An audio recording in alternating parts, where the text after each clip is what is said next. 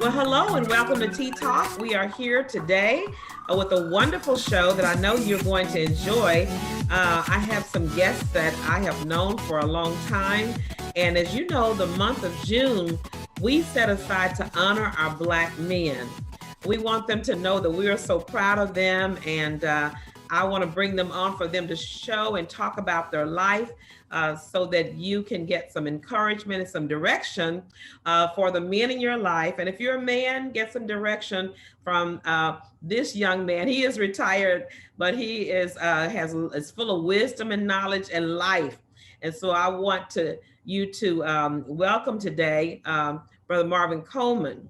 Brother Marvin, we welcome you to Tea Talk today as we honor you as a African American Black man who has been successful in life.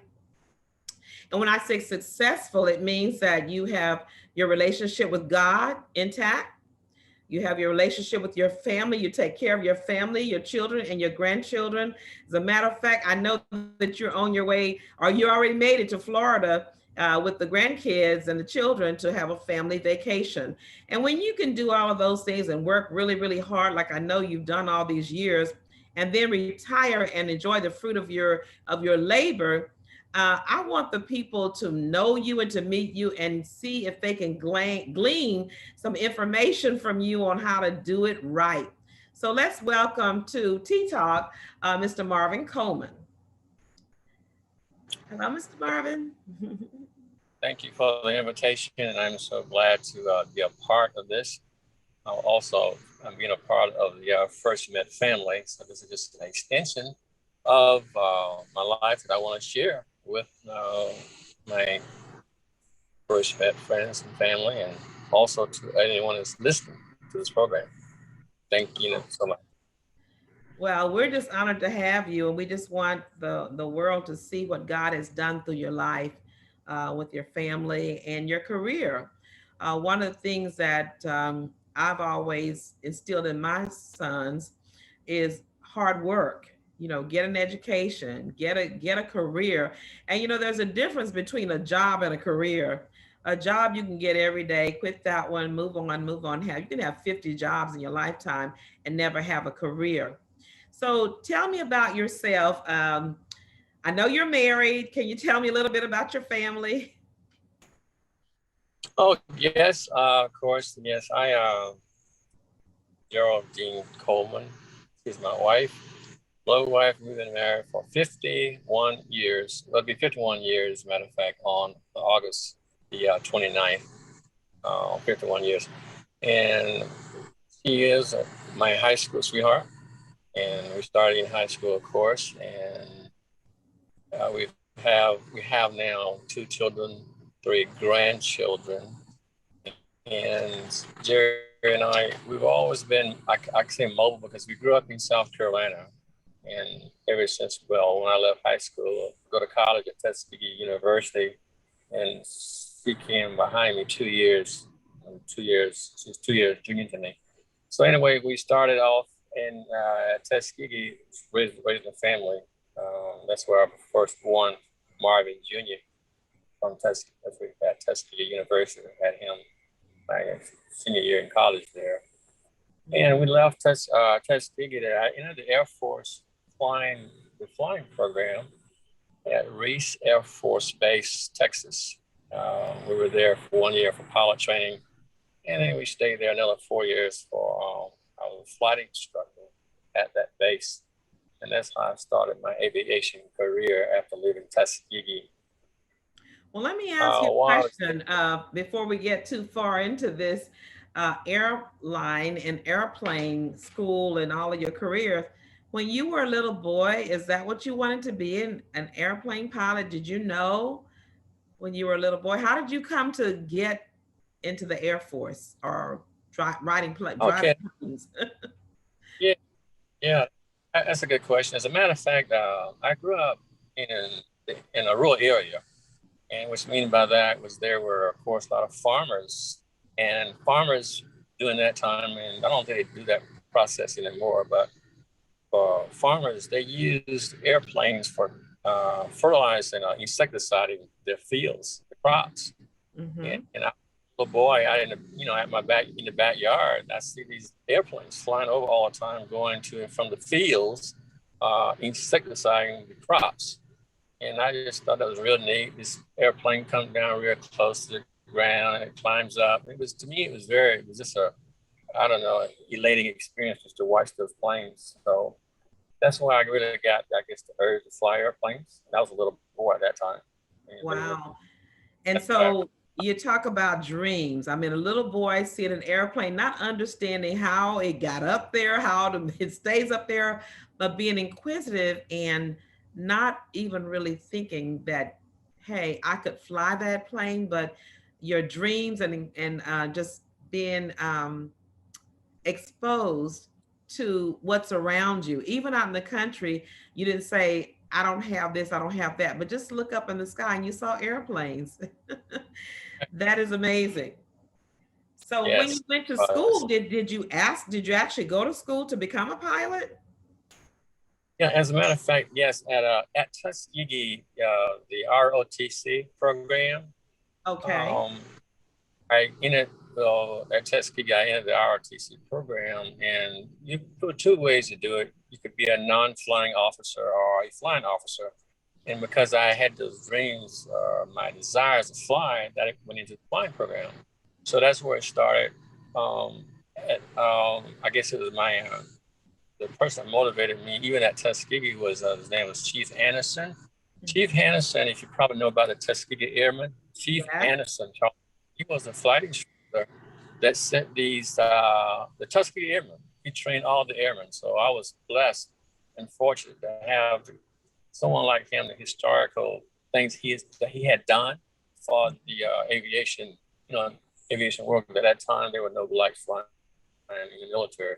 But the Tuskegee Airmen, they became well known because they did enter the service. So that's where I got all the other motivation after getting to college. So you met, first of all, you went to school. Did your mom ask if you wanted to go to school, or did she just say, this is a requirement, you're going to school? How did you end up in college? Was that just something that you wanted to do? No, as a matter of fact, it wasn't something I just wanted to do. As a matter of fact, I don't know, I did well in school, but I didn't really look for it as a sort of high desire to go to college as far as, like, for example, like the social life at a college is there, you know what I'm saying? But when I was there, I was just more interested in getting it done. In my family, we did have several teachers, school teachers, in a little small town. And of course, I think I didn't have a choice. I was going to have to go whether I wanted to or not. So I received I guess, the motivation, the urgency that yeah, you going to college tomorrow, because they weren't into aviation, but they were into education, not aviation, but education. This means getting there.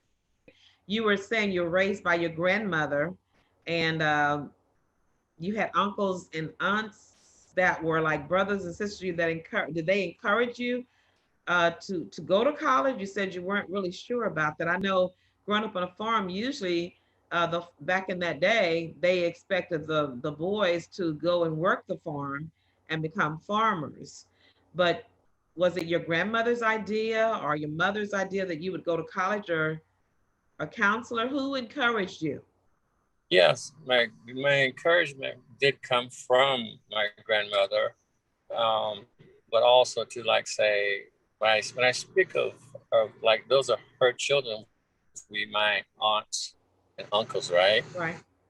But they wanted me not to, like, maybe would necessarily work the life they work on the farm, but we go away and go to school and get education. I was saying, when I said I didn't have a necessary desire just to go to college, but desire to fly airplanes, that's what started it. And also too, to get into the aviation program, that was my motivation to go to college. It's like a football player or a basketball player. They may not look at it going to college just to get education, but there's a career that they want to play basketball. Oh. Okay, I got it. I want to fly airplanes. I want to be a fighter pilot. Fly airplanes, and you couldn't do it by staying there on the farm.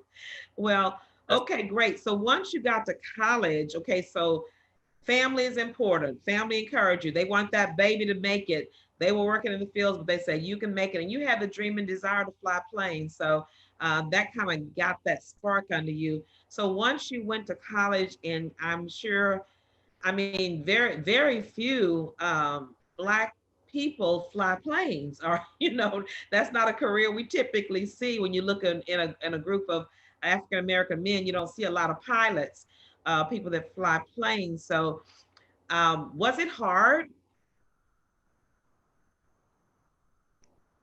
Well, it was hard, but you mentioned something too. Also the motivation that I had in college was my wife. She always, and she knew that I really wanted to fly airplanes. And like, for instance, I can remember the times I've told her, this is after we left Tuskegee to get into my first phase of flying, because the concentration I had to do to prepare myself for a mission day after day after day. I mean, she told me, she said, Marvin, you just go and, go to the room and study. And Marvin Jr., I already had Marvin by this time, my second year, my last year in college. And she would take the baby and go away and just give me all the check, very concentrated. And also, too, I had to contend with, we're talking about 1988 time frame, racism. I mean, it was a big thing at Reese Air Force Base. And because it was like it was, there's one short story I will tell. It's not a long story, just to mention the fact that the EPQ officer, that emergency procedures exam officer, he busted me. But that term we used at that time, he busted me because I left the word, the letter S, listen to me, the letter S off of one of my answers. It was 26 of us, 13 of us in one class, okay? And that same mistake, that error I made by leaving the S off, he put the S on everybody else's paper. The other 13 guys, that's the same exact. You were talking about the racism that you encountered. And I know that a lot of people probably felt like it wasn't that Black men couldn't fly, it's just the opportunity was not there, and the racism was not encouraging, because that was not something that Black men did. But you said your wife encouraged you to do it, gave you the time and the space, the concentration, and the encouragement to go ahead and keep on. Now, I didn't quite understand. You said you left an S off of your paper. That's correct. But I'm just saying, and that was just, I mean, I just picked that one example. I mean, there were several times that happened, that in the scenario going through pilot training, to me, as a Black, I was only Black in my class. And, it was vividly understood, but that's what happened. So, but that's what I'm saying. I know people was praying for me, my wife, and my parents, But anyway, I'm just saying, but still, God was with me through whatever went down with this EPQ officer, whatever he tried to do. It was not for him to decide that I would not make it through pilot training. Wow.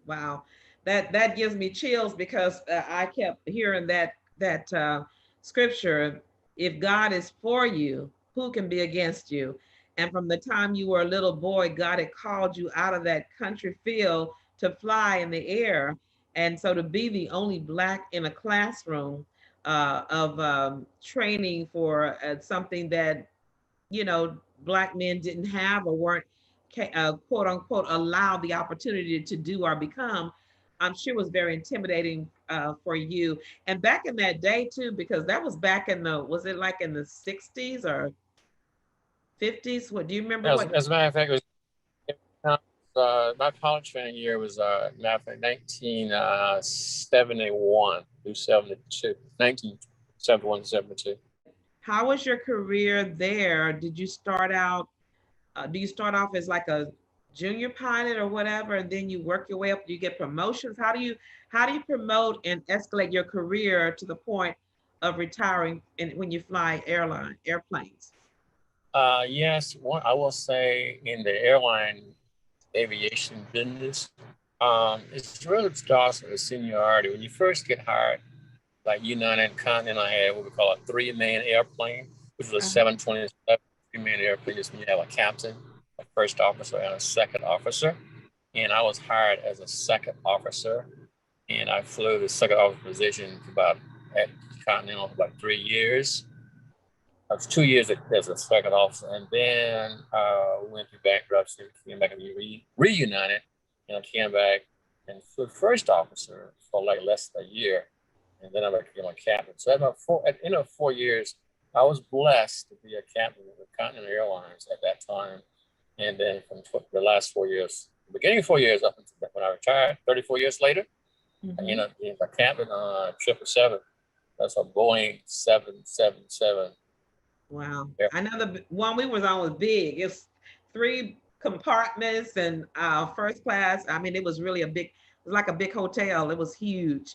So and I still don't understand. I mean, I was not really that good in science and all that stuff. And but the how you can get a plane up in the air that big and keep it up in the air for how long did it take to get to Brazil? Was it Yeah, going to Brazil is about 10, 11 hours going about down. 11 hours in the air?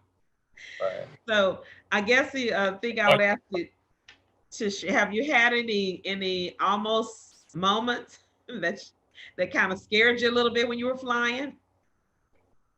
yes, I'll mention one with the military and one with as an airline pilot. Flying out of Reese Air Force, no, I'm sorry, Ellington Air Force Base, just south of Houston. Right. Flying F-16 fighter jet. And that particular day was not a good day. It only has one engine. And climbing through about 22,000 feet one day, the engine, that one engine that it does have, it quit operating. So here I'm out over the Gulf of Mexico, about 85 miles out, with no engine. And I was at 22,000 feet. But you know what? That's not a time when you start praying. I felt I was already prayed up. So the first thing come to my mind when the engine quit, it wasn't like, that something will happen. It's just I did what I had to do to the procedure to get it started. That one engine that restarted, I had one option out of it. At 2,000 feet, if the engine did not restart, I was supposed to jump out of it, to be ejected from the airplane. But I was blessed going through a little above 2,000 feet. The engine restarted. So I was able to fly that airplane back to Ellington, without jumping out of it. Wow. I That's knew so if tall. I had jumped out over the Gulf of Mexico, I was, guess what? I didn't know what the sharks were going to do. You don't have the thoughts, you know. But anyway, that was a success story, ending story for the military. And the airlines are going to Buffalo, flying into Buffalo on New York one day. The left, not the engine, but the left wheel tire would not come down initially. So, you got to have those rollers when you touch the ground, supposedly. But that particular day, for whatever reason, it didn't work. Basically, so we had to, the co-pilot and I did go through a procedure for emergency to get the left wheel down. It's kind of like it's a procedure the airplane could blow it down, so to speak. And it did. It worked. Oh So my. that was one military experience and one for the airlines. But Well, I thank tell God you that what, was, I can just sit here and say that I know God was with you on both of those occasions. yes, it On the was. Gulf of Mexico, God has been with you. And I guess in closing, I'm going to let you have a final tip or something that you would like to give to some young man or some woman whose child is trying to get a career together. But I wanted to just say this because I know you guys personally, and you've been very blessed. You and your wife and your whole family have been very blessed. And one of the things I know about you guys are very giving people, and you believe in giving back to the kingdom. And I know that you guys are tithers. So to whom much is given, much is required. Where did you learn the principle of tithing and giving God back? Because a lot of times when people get money or they feel like they've made it to certain careers, they don't want to tithe. Where did you learn that from? That's a very good question. As a matter of fact, and this also goes back to my wife. I'm gonna give her credit for that part. The reason is, um, when I left Tuskegee to go to flying school to the United States Air Force at Lubbock, Texas, it's Reese Air Force Base, Lubbock, Texas. There was a time they used to ask for money, like at that time the United Way, okay. And I remember specifically they it wasn't considered tithing. It was that we didn't make a donation to United Way no matter what. We didn't have a choice, you know what I'm saying? We did that. So there was a time when I was at another church before we moved to First Met. Jerry and we had been doing our taxes, and we have been blessed. And I can't boast. If I boast, I have to boast for the Lord, not for Martin. But things for us just wasn't really happening. We thought we had a lot of money going through our hands, but it was just going through our hands, so to speak.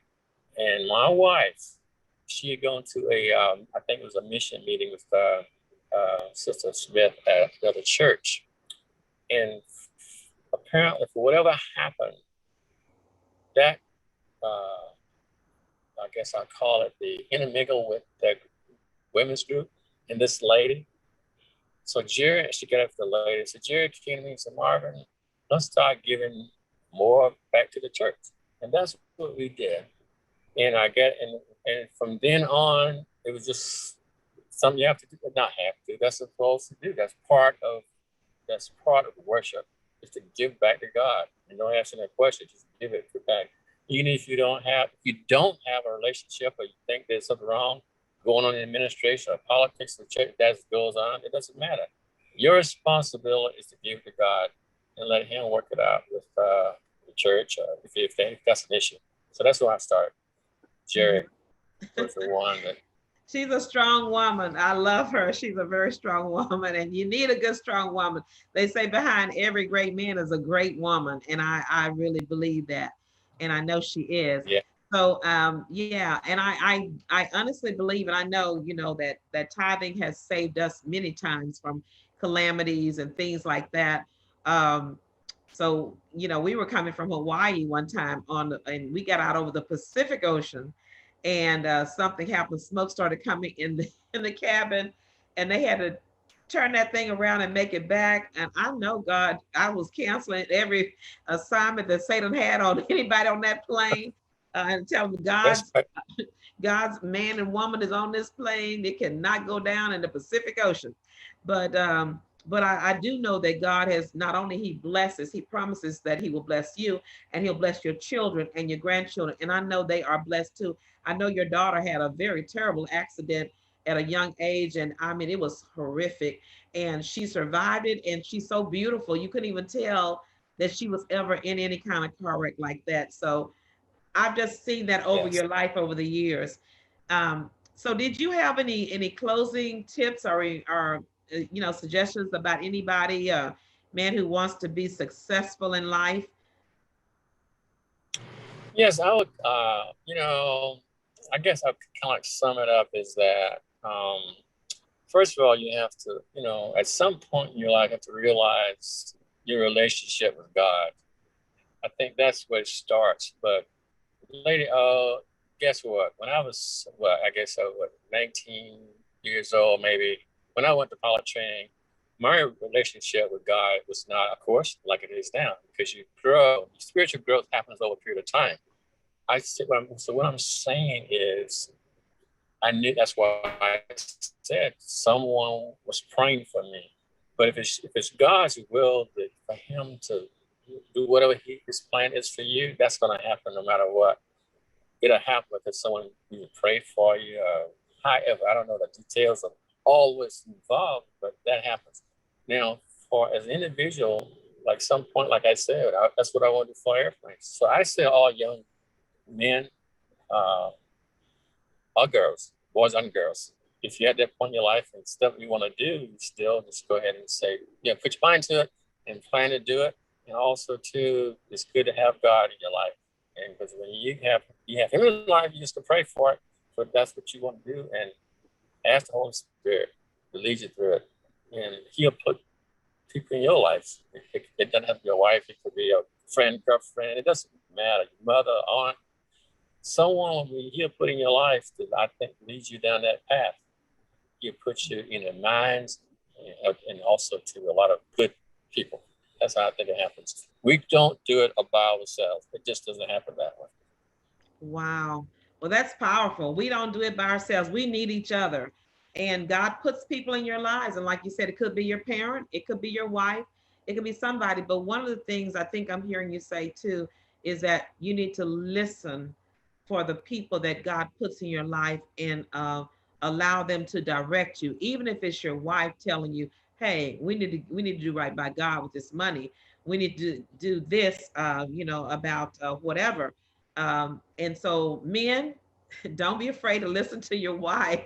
They can give some good godly, especially if you got a good wife. She's not there to harm you. She's there to help you. And it's never too late to turn to God and get it right. So if you haven't done that, and it seems like your money is just going like with through your pocket with holes in it, or things keep coming up, maybe it's because you're not putting God first. When God has blessed you in the way that He's blessed you with such gifts and talents and bring you, as they say, from the outhouse to the White House, but from this thing, from the field to being up in the air flying people all over the world. Oh my goodness, we can't help but give God the glory and to return to Him some portions of what He's given to us. And I know that you all have. So I thank you for sharing with us your life and your career. And I hope and pray that some young boy or girl is listening to you, and that they too, if they have a desire to fly, that they'll be encouraged to get in that class, get in that school and learn to fly planes or whatever it is. If it looks like it's too difficult, it's a part of your dream that God gave you, then it's there for you if you will do the work and if you will follow the path that He has for you and get wise counsel. So thank you so much, Brother Marv. Y'all have fun. Thank you he's taking off from his vacation with his grandkids for a minute to come and share with us. So I want you all to be safe and give my love to Jerry and your family, okay? Help me welcome to Tea Talk today a very wonderful man that I've known for a long time, longer than I want to say, because then I'll start to date myself with age, but it's been a long time, several decades. But anyway, I have really grown to admire him and watch his life through the ups and the downs, the good and the bad. And I know he is a very hardworking man, very strategic man in his planning and what he does. So I thought, what a wonderful person to bring on. He is a husband and a wonderful father too. So would you help me, Tea Talk, welcome Elijah White to Tea Talk. Welcome, Elijah. Good morning. Thank you very much for having me. Oh, I'm so honored to have you. And I you know how I feel about you. And I wanted Tea Talk to know about you. And I know that you have a story to tell, and a story that's going to help everybody who's watching today. So let's get a little background on you first. I know you're married. You want to tell us about your family? Yeah, I am married to Dr. Diana Wandix White. Who recently, well, I guess it's been more than recently, now a couple of years ago, got her PhD from Texas A&M and is now working as a clinical professor at Texas A&M San Antonio. So we moved from Houston to San Antonio because, and she says, I have no job now, I'm retired, I have to follow the money. So we're living here in San Antonio. We have 4 wonderful kids, 3 girls and 1 young man. He doesn't like me to call him a boy anymore. He's 23 now and he's the baby. And we have 3 grandchildren that are aged basically 3 months to 4 years old. And we're loving life. Wonderful. And I want to just commend you too, because I know you worked for Exxon for how many years is Exxon? ExxonMobil. I started with Exxon and then of course ExxonMobil, and I worked there for 36 years. Wow, that's a long time. So 36 years, and then you were able to retire. Yes, I was. I was able to retire. You know, I had a plan for retirement all along, and you know, I had listened to many stories and there's many studies done about people who work too long and they don't get a chance to enjoy it. And I didn't retire at the earliest moment. In fact, at Exxon, you can retire as early as 55, but 60 is considered full retirement. So at 55, I had a free agent party to basically let them put them on notice that it was coming. And then at 60, I'd had my retirement at age 60. Wonderful. I also want to commend you because after your retirement, I know you were playing lots of golf, but when your wife said, okay, my career now is moving me to San Antonio, you went ahead and honored your wife by moving, uprooting your Houston roots here and moving to San Antonio to support your wife. And I think that's commendable. That was not even an issue. In fact, we had discussed that many times while she was getting her PhD. And she said, once you retire, if I get a job, are there any restrictions? And I told her, my only restrictions, I don't want to live anywhere where it's too cold, and I'd like for them to have golf courses. Right. And speaking of golf, that's what she tells me that you do every day now. Is that 4 true? days a week, for about 4 days a week. And I'm not sure you would call it golf. I am not a very good golfer, as at least 2 of your sons can attest to, because they played with me before. But, I love the game. I love the fact that I get out there. I've got bad knees. I can't run. I can't jump anymore. I'm not a very good swimmer, but I can swing a golf club no matter how bad. And it's not always bad. And it's something I didn't start until I was 55 years old. Wow. Diana had actually bought me golf clubs at age 50. I'm sorry, not golf clubs, but golf lessons at age 50, because we started talking about what I was going to do as a hobby once I retired. And I didn't take the golf lessons. And 5 years later, she bought them again and told me not to waste her money again. So I went out and took them and fell in love with it. In fact, she saw the love that I had for it. So she went and took lessons, and now we play together sometimes. Well, you know what? I think I'm going to do that for me and Pastor, because he loves golf. He's a lefty. Yeah. My boys love golf, but I usually go and drive the golf cart. I like going up and down and running around and staying out of the sun, but I do hit every once in a while. They let me do it. But listen, the reason why you're able to go on, can you please tell Pastor that if he ever feels that he's on the wrong side of the ball, just come play with me and our son, because we're both lefties as well. Oh, really? I didn't know that. Yeah. Wow, that is amazing. Well, I will definitely tell him that. And he'll be very comfortable with some other lefties on the field. Yeah. But the reason that we're able to talk about you having this fun, and you're still a young man, you're not, I think that the thing that we're talking about today is strategically planning your career so that you can enjoy your retirement. A lot of people work till they drop dead, or they're too old to do anything. And so the fact that you're still young enough to do those things and enjoy the fruit of your labor for all these years, 30-something years for Exxon. So tell me the story. How did you come straight out of college? How did you tell us about your career path? So I did come straight out of college. I went to a historically Black university, Elizabeth City State University, as an undergrad. And it was an interesting story because I hadn't really decided whether college was the right thing for me to do or not. And I remember having a conversation with my mother, and she says, well, why don't you go? If you don't like it, you can always quit. Now, you'd have to know my mother, but there's one thing she knows about me is that I don't quit anything. So if I got there, but I also wanted to play football. And the only way to play football was to go to college. Unfortunately, the football career didn't work out, but everything else did. And I actually had a love for rocks. I grew up in a small town in eastern North Carolina that the only rocks were along the railroad tracks. And as a little boy, I was either on the railroad track throwing rocks or in the woods cutting down trees or something.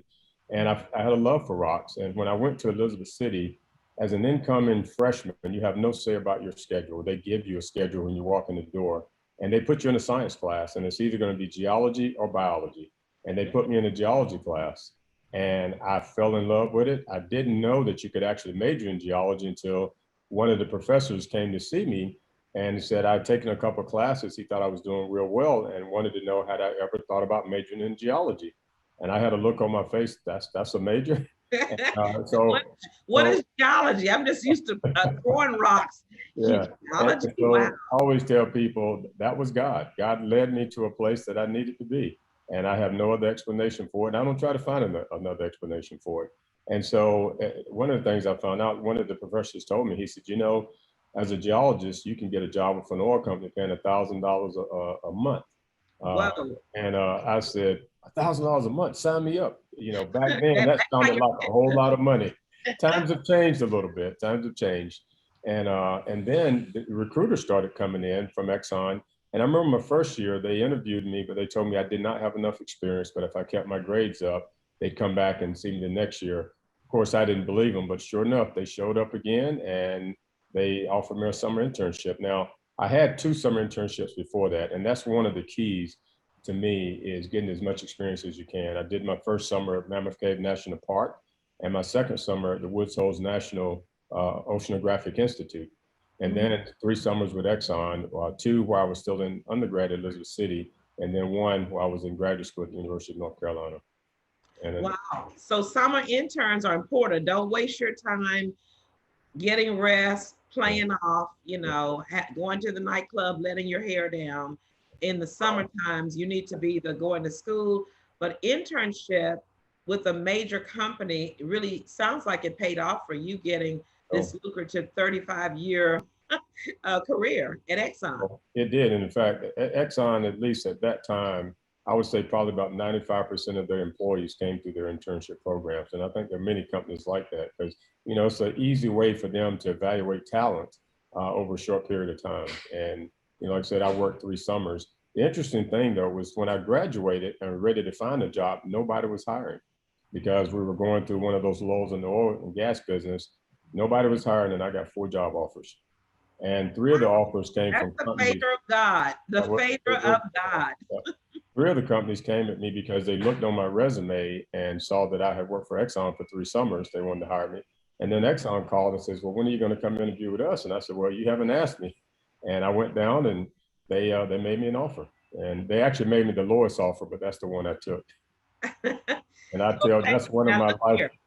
That's key too. So you don't always take the biggest offer. You're looking at your career path. So why did you choose Exxon, the lowest offer? It was a simple one. I am all about people. The 3 summers that I worked there, I fell in love with the people that I worked with. And I think they had my back, if you will. And there was just a comfort factor, like I was going to work with family. And that was more important to me at the time. Now, to be honest, the difference in salaries was not humongous, but it was somewhat significant. But at the end of the day, I tell people all the time, a starting salary is nothing but a starting salary. And don't make career choices based on the starting salary. Exactly. So relationships are really important before you actually get the job, and it helped you get the job. And then you chose that because of that. And I'm sure once you got your starting salary, they did increase you. Oh, they did. Yeah, so because you stayed. Because I know one of the things that a lot of these corporations play, especially oil and gas, they try to steal the good employees from the other companies. So there's a little competition going on there. So I'm sure they felt like if you're valuable, they want to keep you, they are going to increase your salary. So why do you think that they increased your salary and they kept you all these years? Well, ExxonMobil has a simpler formula. It's called performance. They pay for performance. And people who perform well get paid well and they get promoted. Now, there's a lot of discussions that we can get into about how you're actually, how people rate your performance, because that is a very sore subject. But in terms of, it is simply that they pay for performance. Right. So let me ask you this too, because I have had some young people on a job and they, get upset with the boss or the supervisor or something they said, and they just walk off, or they just have a bad attitude and they stop working. They stop, they kind of get sore, kind of salty there and want to talk rude to their employer and so forth. Tell me about your work ethics. What kind of advice can you give to young people who are, some of them are a little hot-headed and they're not committed and they don't know etiquette for dealing with difficult supervisors? So I'm sure you've had one over these years. I have, very seldom, and people don't realize this, very seldom does an immediate supervisor really have any control over your career. They can give advice to others who are really making those decisions. They can do a lot of different things. And I'll give you an example. When I first started, because I came in with summer experience, but because I had a master's and not a PhD, and I started in a research company, they started me at a lower level and a lower salary than they did the people who had PhDs. But they also told me that in 1 year they would promote me, and so there would be nothing to worry about. And so I worked for that year, no promotion came. I did get significant raises, but no promotion. And then after 18 months, I finally said, well, let me go talk to my supervisor to find out what's going on. And my simple question to him was, is there something wrong? I said, you promised me a promotion in 12 months. I didn't get it. It's been 18 months now. So if there's something I need to do to improve my performance, and he looked at me and he said, young man, he says, there's not that many promotions to be had, so don't rush it. So what I took away from that was I don't have much of a career at ExxonMobil or at Exxon at the time. And this guy just told me that to my face. He also told me I would be a middle of the road employee and just enjoy life. And what I will tell you is 2 weeks later, I got a promotion. And when he called me in, he handed me the piece of paper and he said to me, I'm surprised. And Wow. so, and I told people from that point, I never asked for another promotion. I never asked for another raise. For two reasons. Number one is because I realized that I got that because of my performance. He was surprised. That means he had nothing to do with it. So that was the first clue to me about, first line supervisors. But the other story is, I could have gotten upset. I could have walked away. But that guy, he wasn't a bad guy. I just didn't think he was a very good supervisor. But when he retired, he worked for me. Get out of here. And so, don't let one person, there's a book out there about who stole my cheese or don't steal my cheese. Yes. Don't let that one person control you. You need to be in control of it. Now, we do have to have our eyes wide open, and we have to look at the culture of the companies that we're working for, because sometimes we are in companies that are not, quote unquote, for us. Mm-hmm. And it may not have anything to do with the color of our skin. It may have many things to do with it. But I tell people, you need to make decisions about your life, but you need to make informed decisions. But you can't run every time something doesn't go your way. Wow. Say that again. Yeah. Oh my goodness, because I think that's one of the biggest problems that I see with young people, mistakes that they make. Yeah. When something doesn't go their way, they get all depressed, they get down, they start acting like children, pouting, sulking. I'm not going to come back to my break on time. I'm not going to do this. Talk about those little things that they may think of as, oh, I don't have to do this or whatever. Yeah. So those things make a difference, don't they? They do make a difference. And I've got many examples of where people are offered opportunities, but in their mind, they've already got a game plan. And this opportunity does not jive with that game plan, and they don't want to do it, and they turn it down.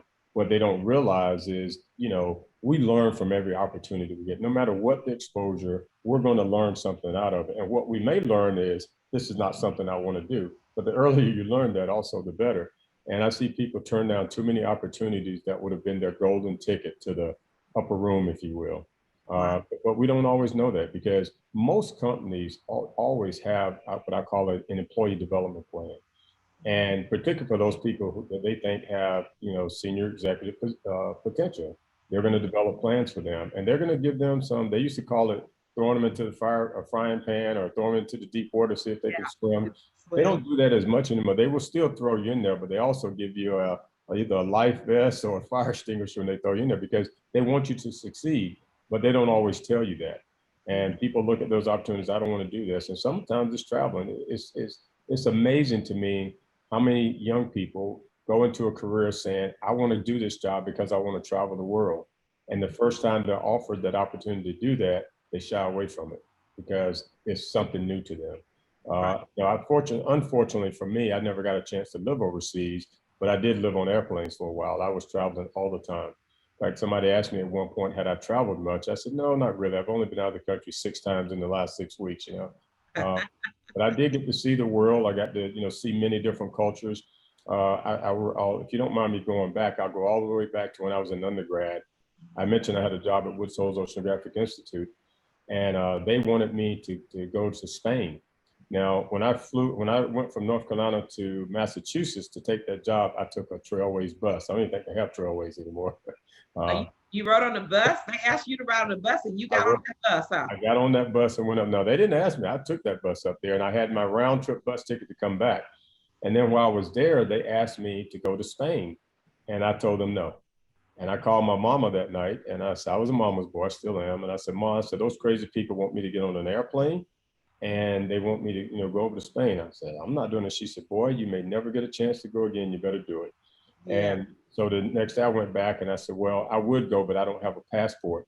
They said, we can get your passport. They got me a passport. I think it was 6 days they got me a passport. Wow. And so I got on that plane, I went to Spain. And when I got back to Massachusetts, I tore up my bus ticket and I caught me a plane back to North Carolina. Once you flew, you said, "Hey, I'm not getting on that bus I anymore." got to do it again. And there was no disrespect to the bus, but No, but I just it's thought the much plane was the way to better. go. But So again, it was listen, one of those things I was going to turn down that opportunity because it was all new to me. The other thing too is when I got over there, I went on a ship. I'd never been on a boat before. whoa, So it was that just one trip. that one trip, all these new things that just opened up my eyes to the possibilities of the world. Wow. And our people need to be willing to try new things. And sometimes it's going to be, it may be that job that you feel like it's a job nobody else wants to do. But the fact that you're willing to do it is going to open some people's eyes, and it's going to open opportunities for you. Oh, I love that. Let me go back because I got to go back to Mama. Yeah. Okay. Oh yeah, I got lots of stories about Mama. Because Mama said, "Boy, you better get on that plane. You may not get this opportunity again." And I think that's one of the big things that really hurts my heart today is a lot of young people do not want to take the advice of their parents or people who are mature, who've been there. And that's why I have you on today, because I think we could learn and stop making a lot of mistakes if we would learn from our elders, if we would respect them and ask them for their advice. And I know as mothers, our hearts ache sometimes when we try to tell our children, "Hey, son, do this, don't do that," and they do what they want to do. So talk about respect for mother and advice that your mother gave you that you may remember, if there's any more than that. And then just elders in general. Did you have any mentors or people that you looked up to who could speak into your life and say, "Son, that's the wrong way"? Yeah. So, it's unfortunately, I grew up in a single, parent household. My father was around town, but he was not around. He was really not a part of my life. Right. And so I was really raised by my mother and my grandmother. My mother probably lived in three different houses. And well, she lived in a lot more houses than that. But at this one time when I was a young man, and in all three houses that she lived in, I could look out the back door and I could see my grandmother's house, because Wow. we lived in a project and it was a block and we kind of moved around. And so I actually lived with my grandmother. I moved in with her when my grandfather died and stayed with her till I was 13. So my mother and my grandmother raised me, and my grandmother had me in church twice a week. I might be asleep, but I was in there. And so it was interesting that, mom was the one. And I can't tell you all the stories about mom, particularly like a few times that I got in trouble in school. And when I say in trouble, uh, I thought the principal was being unfair to my brother, and I got in the principal's face and I had a conversation with him. So he sent me home and told me not to come back until I brought my mother with me. My mother just sent a message by me, and the principal left me alone because they kind of had a respect for her. And she was a godly woman. And it was interesting when I came to work for Exxon. I remember telling my mom, there's something that just wasn't right. And, I couldn't put my fingers on it. She said, "Well, boy, what's going on?" I said, "Well, Mom, I've been going to churches. I don't know what's going on." She said, "You know what?" She said, "You have not been baptized as an adult. So I think you need to get baptized again." And again, I'm a grown man. So she picked me up from the airport at Christmas, and I told her, I said, "You know what? I think what I'm going to do is I'm going to talk to the pastor. And when I come back home in the summertime, I think I'll get baptized." And she said, "Okay." So she drove me from the airport and she took me straight to a church. It wasn't our church, but it was a church. Now it's in December, so it's very cold outside. And I said, "What's going on?" She said, "Come on in here." So we went into church, and I saw our pastor and a couple of deacons standing there in their white robes. And I said, "What's going on?" She said, "You're about to get baptized." I said, "But Mom, I haven't had the right hand of fellowship yet." She said, "You can get that tomorrow." This is on a Saturday. So they actually baptized, and the next day at church, I got the right hand of fellowship. And then we get back to I get back to Houston, and she called me and she said, "Well, how things going now?" I said, Mom, I just don't understand." And she said, "Well, boy, are you tithing?" And I said, "No." She said, "Well, you need to start tithing." And this is a true story. I don't remember how much the check was, but I wrote a check and I put in the mail to mail to her. And I did that for quite some time, to mail her checks so that she could pay my tithes for me. And I mailed that check. I'm going to say it was on a Monday. That next Monday I go in. So now the church gets my check for that Sunday. The next Monday I go in, and my boss handed me a piece of paper. He said, "You just got a raise."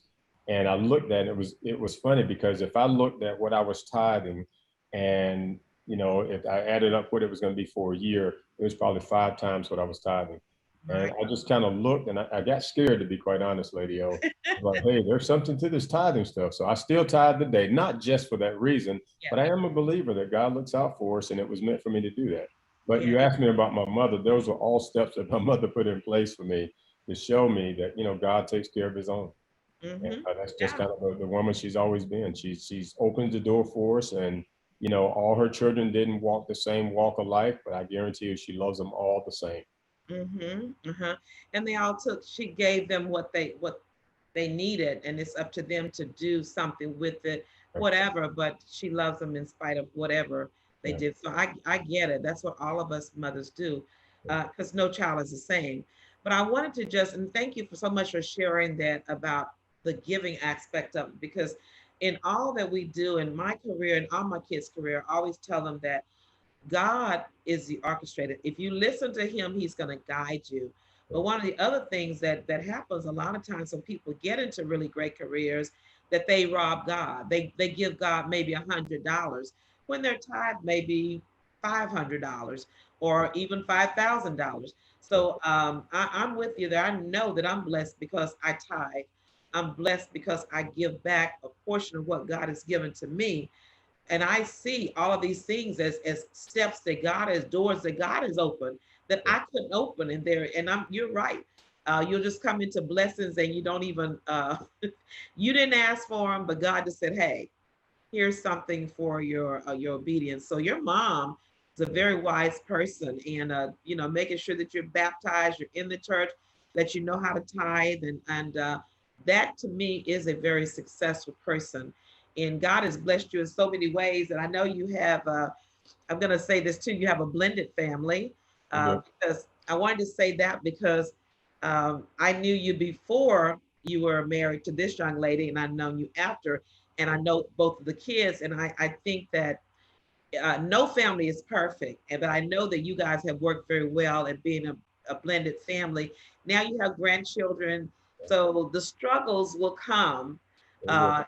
in marriage and career. Can you talk about any of the struggles that you may have had where maybe you wanted to quit or you thought you wanted to go another way? Yeah. Now, are we talking about family or are we talking about work? Well, yeah, I was about to go off on that family one. I was like, I don't know if he wants to go in that area, but you feel free to share, because what we're here about is trying to help people who are watching. So we are very transparent and we're very relational. So whatever you feel that God is leading you to share that would help other people as a blended family, as a career, you share that. But I'll talk about both. But I'll finish up on the mama advice and how I came into First Med as well. And I don't know if Pastor will remember this, but it was I want to say it was during a one of the Christmas services they had, Uh-huh. and I remember going up to Pastor and said, you know, I want to join this church. And the last time I did it, I came through the back door, talking about when my mom brought me in on that Saturday thing. This time I want to come in the front door. Right, right.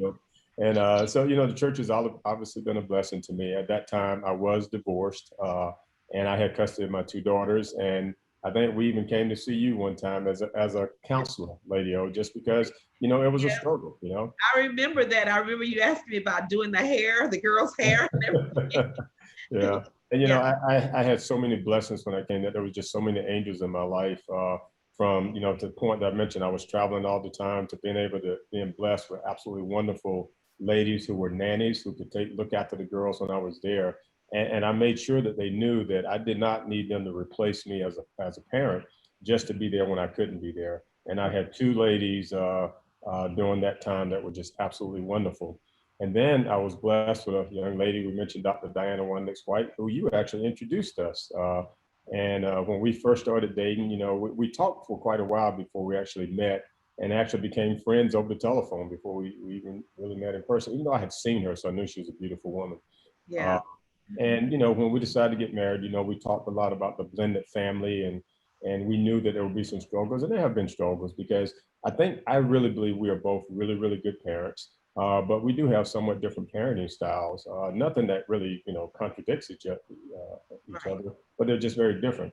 And so it was kind of respecting the boundaries that we had both set, and then figuring out how to blend those boundaries in there. And then I'll tell you one interesting story. So, you know, we have three girls. Two of the girls are about the same age, and we were trying to really force them into this great relationship. and they just didn't seem to be getting there, And every once in a while, I look for them. Every kid be in their own room, and then I look for the two that are the same age, and sometimes they'd be laying on the bed together, reading the magazine or doing whatever. But I just thought they were distance, and so Jasmine, who was my natural child, I went to her and I got on her and I said, look, I really don't like the way you're treating Sydney. She's your sister now. You're going to have to do better. You're going to have to do. And she looked at me, she started crying. And I said, why are you crying? She said, Daddy, I treat her just like I treat Raven. What more do you want? And I realized that because she did. She treated her just like she did her real sister. Sometimes they were just tight as they come. Sometimes they were separate. And I think Diana and I decided, we just need to back up and let them be who they are. And I think that was a life lesson for us, just kind of stepping out of the way and letting them do things. And not, again, that it's perfect, but we wanted them to be just best buds all the time. And they were sisters. And I don't know, you have sisters, right? I do. I have sisters, and I'm sure they were doing what sisters do. And just like sisters and brothers, we fight, we feud, but we're still sisters in the end. So, but I think that the other thing too, and I'm gonna have to bring this to a close. It's been so wonderful, but I know that you have one son who's a little, man now, young man. He's always a handsome little old thing. Now I'm sure he's a handsome big old thing, getting ready to probably get married. But I'm sure that if it has not happened, that it will happen, that he will come to you as a man and thank you for the role model that you have put in the house, because you are the male role model, as I know his father is deceased and passed away when he was very young. So how is that relationship with the man? Yeah. It's interesting because I think early on, he and I had a interesting relationship. It was our main way. Men bond differently than women. Yeah, as a young boy, he and I used to wrestle all the time. Sometimes I walked through the door and he would jump on my back, and try to scare me or whatever type deal. And that was kind of how we bonded. How we bond now is we play golf. In fact, he beat me the other day in golf, and that's all he wants to talk about. So I think that's most of our bonding now. He's still, like I was a mama's boy, he's a mama's boy. So mama is really important in his life. And he will still go to mama first on almost everything. And I have no issues with that because I understand that relationship. But we get a chance, like I said, we spend at least 2 days on the golf course. Normally we spend, so we get a lot of time to chat and do things. And in fact, he needs your prayers this morning. He's on his way to take his certification for EMT training this morning. And he just finished the fire academy. So we need prayers for him. I would definitely be praying. Well, that's all we have for today. It's been a wonderful show. I hope that you will share this information with someone else, some woman, some young boy or girl who needs to be inspired by someone that looks like them. Someone who started from nothing and God brought them to a marvelous place, even to the point that now my guests are retired and doing well. But you saw what it took. It took hard work and their faith in God and a good family. So make sure you marry the person that God tells you to marry and that you get hooked up with the people that God has ordained for you to get hooked, because bad crowd can destroy the plan that God has for you. So don't let him destroy it. God has great things in store for you. And I am so honored to be able to honor these Black men and put them in a light to show you that our Black men are marvelous. They're doing a wonderful job in their fathers, and they're in the church and their careers.